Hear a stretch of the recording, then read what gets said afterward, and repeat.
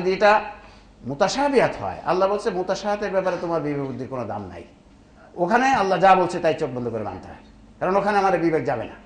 আল্লাহ বলছে সিদরাতুল মুনতাহা আছে মহাকাশে এক জায়গায়, ইয়েস আছে, ওখানে কোথায় কি এসব আমরা বুঝতে যাব না, ইয়েস ওটা আছে।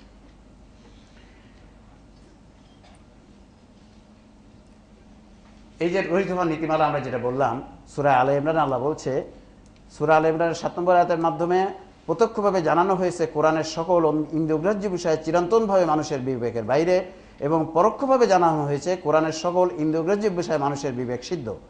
অর্থাৎ ইন্দ্রিয়গ্রাহ্য বিষয়ে মানুষের বিবেকের রায় কোরআনের একটি পরোক্ষ রায়। কোরআন বলছে যে ইন্দ্রিয়গ্রাহ্য বিষয়ে মানুষের বিবেকের যে রায় সেটা কোরআনের একটি পরোক্ষ রায়।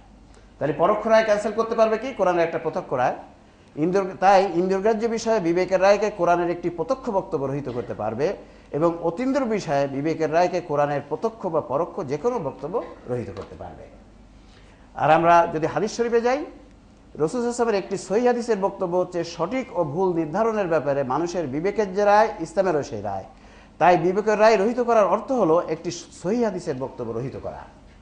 সুতরাং বিবেকের রায় হাদিস দ্বারা রহিত করতে হলে সে হাদিসকে অত্যন্ত শক্তিশালী হতে হবে, কারণ রাসূল সাল্লাল্লাহু আলাইহি ওয়াসাল্লাম নিজেই বলেছেন বিবেকের রায় ইসলামের রায়।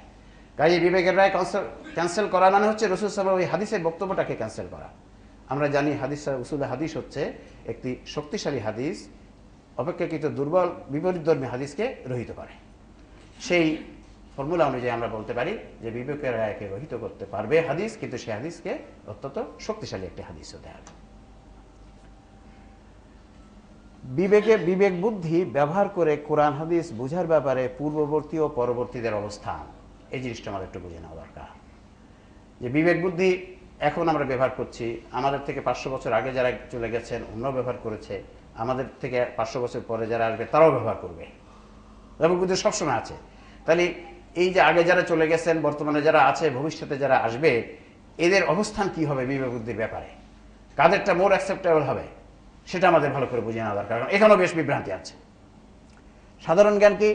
পূর্ববর্তীদের তুলনায় পরবর্তীরা কোরআন হাদিসের বক্তব্য বেশি বুঝতে পারবে, কারণ যত দিন যাবে তত মানব সভ্যতার জ্ঞান উন্নত হবে এবং হাদিস প্রাপ্তির সুযোগ বৃদ্ধি পাবে। দেখুন, কোরআন তো কিয়ামত পর্যন্ত, কোরআন সুন্নাহ কিয়ামত পর্যন্ত। কাজেই মানব সভ্যতার জ্ঞান যত বাড়বে তত কোরআন বেশি বোঝা যাবে কি যাবে না? কোরআন তত বেশি বোঝা যাবে। যত মানব সভ্যতার জ্ঞান বাড়বে তত কোরআন বেশি বোঝা যাবে। এবং হাদিসও প্রথম দেখেন যখন হাদিস সংকলিত হয়নি তখন একজন সাহাবী একজন মানুষকে তাবিকে হাদিস খুঁজতে কোথায় কত কত মাইল যেতে হয়েছে না? আর এখন আমরা সংকলিত হাদিস আছে, বুখারী শরীফ পড়ছি, অনেক হাদিস পেয়ে যাচ্ছি একসাথে, অনেক হাদিস। এখন কম্পিউটার ডিস্কে হাদিস এসে গেছে, আপনি খালি একটা শব্দ একটা অক্ষর দিলে ওই অক্ষর যত হাদিস আছে চলে আসছে। সো আমাদের জন্য এখন হাদিস খুঁজে পাওয়া, হাদিস ইউজ করা সহজ। কাজেই সাধারণ জ্ঞানে বলে যে পূর্ববর্তীদের তুলনায় পরবর্তীরা কোরআন হাদিসের বক্তব্য বেশি বুঝতে পারবে, কারণ যত দিন যাবে তত মানব সভ্যতার জ্ঞান উন্নত হবে এবং হাদিস প্রাপ্তির সুযোগ বৃদ্ধি পাবে। কোরআন কি বলছে? কোরআন বলছে সূরা জুমারের 9 নম্বর আয়াতে, কুল হাল ইয়াস্তাবিল্লাযিনা ইয়ালামুনা ওয়াল্লাযিনা লা ইয়ালামুন, বলো যারা জ্ঞানী আর যারা জ্ঞানী নয় তারা কি কখনো সমান হতে পারে? তারা সমান হতে পারে না, কোনো দিক দিয়েই সমান হতে পারে না। তাহলে এই আয়াতের একটি ব্যাখ্যা কি হবে? যে সভ্যতার জ্ঞান যত বেশি সে সভ্যতা তত বেশি কোরআন ও সুন্নাহ বুঝতে পারবে।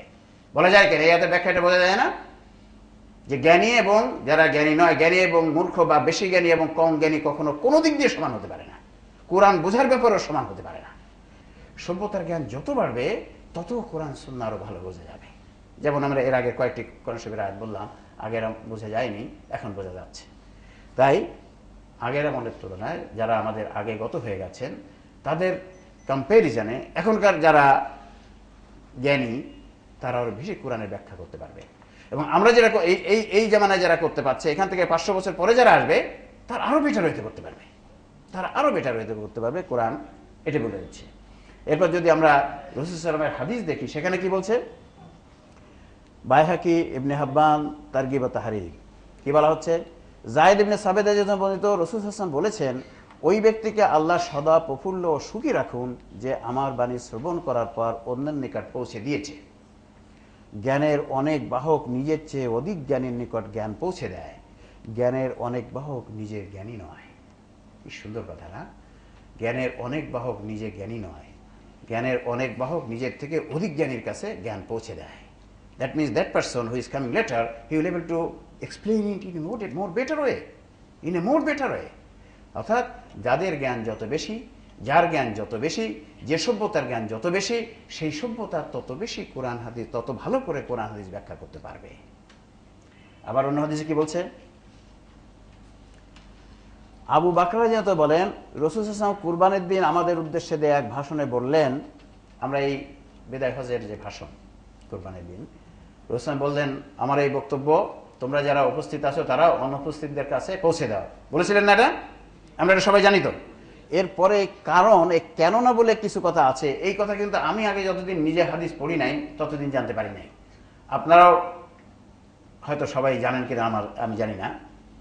রাসূল বলছেন কি কেন না, কেন পৌঁছে দিতে হবে? তোমরা যারা উপস্থিত আছো, যারা উপস্থিত নাই তাদের কাছে পৌঁছে দেবে। কেন পৌঁছে দিতে হবে তার কারণটা ব্যাখ্যা করেছেন। Why it is, why you have to propagate it to others. কেননা পরে পৌঁছানো ব্যক্তিদের মধ্যে অনেকে আসল শ্রোতা অপেক্ষা অধিক উপলব্ধিকারী ও রক্ষাকারী হতে পারে। সুতরাং এই যে ইসলামী দাওয়াতি কাজ পৌঁছানো, আর যে বাল্লগি আনিওয়ালা আয়াত, যদি একটা কথাও জানলে অপরকে পৌঁছাও, এর একটা কারণ হচ্ছে এই যে তুমি যেটা ব্যাখ্যা করতে পারছো পরে আসলে ওরা আরো ভালো করে ব্যাখ্যা করতে পারবে, আরো ভালো বুঝতে পারবে, আরো সুন্দর করে উপস্থাপন করতে পারবে, আরো যুক্তিগ্রাহ্য করে উপস্থাপন করতে পারবে, এবং সেই উপস্থাপনা শুনলে মানুষের বিশ্বাস মজবুত হয়ে যাবে।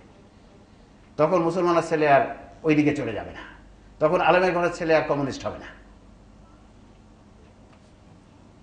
আবার এখানে কি বলছেন? ইবনে মাসউদ রাদিয়াল্লাহু বলেন, রাসূল সাল্লাল্লাহু আলাইহি ওয়াসাল্লামকে বলতে শুনেছি, ওই ব্যক্তিকে আল্লাহ সদা প্রফুল্ল ও সুখী রাখুন যে আমার বাণী শ্রবণ করার পর অবিকৃতভাবে তা অন্যের নিকট পৌঁছে দেয়। কেননা পরে পৌঁছানো ব্যক্তিদের মধ্যে অনেকে আসল শ্রোতা অপেক্ষা অধিক উপলব্ধিকারী ও রক্ষাকারী হতে পারে। একই হাদিস ইবনে মাসউদ রাদিয়াল্লাহু আনহু বর্ণনা করেছেন। এটাও তিরমিজি শরীফে আছে, আবু দাউদ শরীফে আছে, ইবনে হাব্বান ও তারগিব ও তাহরিবে আছে। বিবেক বুদ্ধি ব্যবহার করে কোরআন হাদিস বোঝার ব্যাপারে পূর্ববর্তী পরবর্তী অবস্থানের এই দৃষ্টিকোণে আবার ইমামগণের বক্তব্য যদি আমরা দেখি, কি দেখতে পাই সেখানে?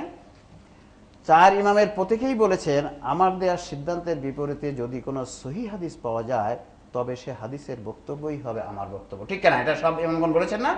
বলেছেন। এই বক্তব্য হতে বোঝা যায় ইমামগণ সকল হাদিস জানতেন না এবং সে বিষয়ে তারা সচেতন ছিলেন। ওই সময় তো হাদিস কম্পাইল হয়নি এইভাবে, কাজে ওনারা জানতেন যে আমরা সব হাদিস জানি না। এই জন্য ওরা কথা বলে গিয়েছেন যে আমরা যে সিদ্ধান্ত দিয়েছি এর বাইরে যদি কোনো সহি নির্ভুল হাদিস তোমরা পাও, নির্ভুল হাদিস যদি পাও তাহলে ওই হাদিসকে গ্রহণ করবে, আমার এই কথাকে ছুঁড়ে ফেলে দেবে। So they have made it clear. আমাদের ইমামগণ এটা ক্লিয়ার করে বলে গিয়েছে যে তাদের কোথায় কি দুর্বলতা আছে। কিন্তু আমরা কিন্তু এই কথাগুলো খেয়াল রাখি নাই। আমরা ওই ওনারা যে সিদ্ধান্ত দিয়েছি মেনেই চলেছি সবগুলো টোটো। বরং তার যদি বিপরীত কোনো সহিহ হাদিস বা কোনো কোরআন শরীফের আয়াতের ব্যাখ্যা উপস্থাপন করা, না না ওই বলে গেছে উনি, ওইটাই ঠিক আছে, that we are doing, and that is one of the cause of devastation of Muslim society, যে আমরা ছোটো ওইগুলো মেনে চলেছি। অত ওনারা কিন্তু ক্লিয়ার করে গেছে, ওনারা কিন্তু কথাগুলো বলে গেছে।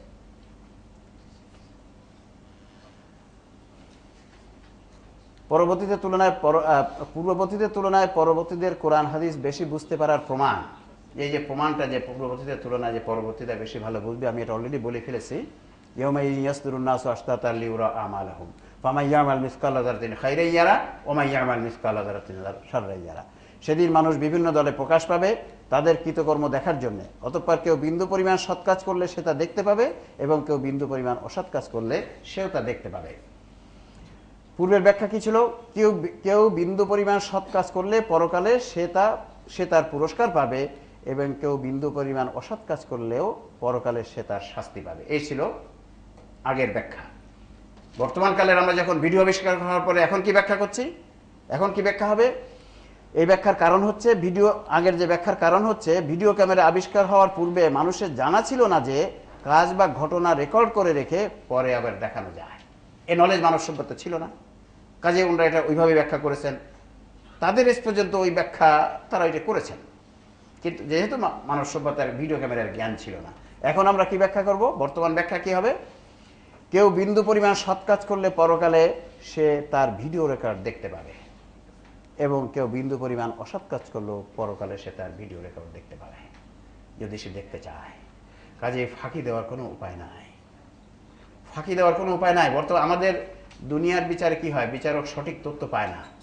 সঠিক তথ্য না পাওয়ার জন্য আর আমাদের সাক্ষীরা আর যারা অ্যাডভোকেট আছে তারা তো নানা রকমভাবে বিভ্রান্ত করার চেষ্টা চলে, সেজন্য বিচারকরা সঠিক রায় দিতে পারে না।